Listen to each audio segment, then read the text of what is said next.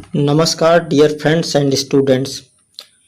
इसके पहले के 2 लेक्चर्स में हमने गिरवी की संविदा की अर्थ एवं परिभाषा तथा गिरवी के आवश्यक तत्वों के बारे में चर्चा की थी।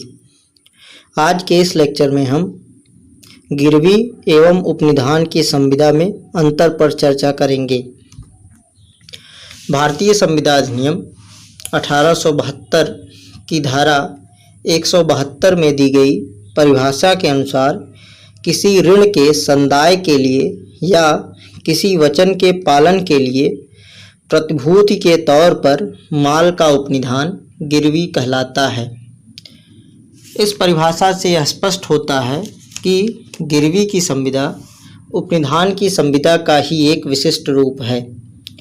उपनिधान एवं गिरवी दोनों ही संविदाओं में किसी चल संपत्ति के कब्जे का अंतरण किया जाता है, परंतु उपनिधान एवं गिरवी में कुछ अंतर भी हैं जिनकी चर्चा हम इस लेक्चर में करेंगे।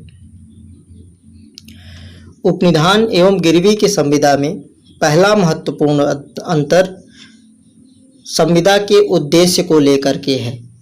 उपनिधान में चल संपत्ति के कब्जे का परिधान किसी प्रयोजन के लिए किया जाता है।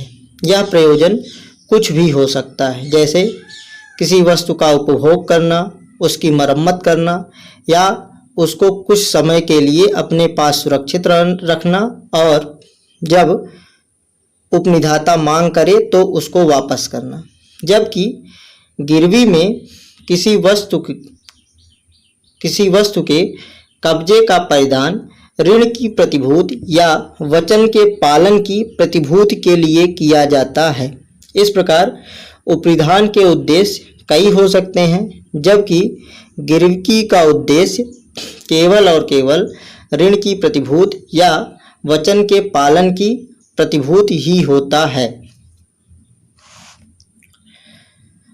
उपनिधान की संविदा में उपनिहिती को सामान्यतः उपनिहित वस्तु को बेचने का अधिकार नहीं होता है, जबकि गिरवी की संविदा में गिरवी ग्राही के पास यह अधिकार होता है कि यदि गिरवी कर्ता ऋण का भुगतान ना करे या वचन का पालन ना करे तो वह गिरवी रखी गई वस्तु को बेच सकता है।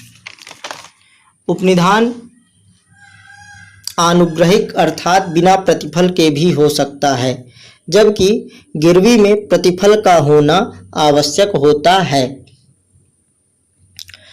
उपनिधान की संविदा के अंतर्गत 2 पक्षकार होते हैं, एक को उपनिधाता और दूसरे को उपनिहिती कहते हैं। जबकि गिरवी की संविदा में उपनिधाता को पणमयकार या गिरवी कर्ता कहते हैं, जबकि दूसरे पक्षकार को पणमयदार या गिरवी ग्राही कहते हैं।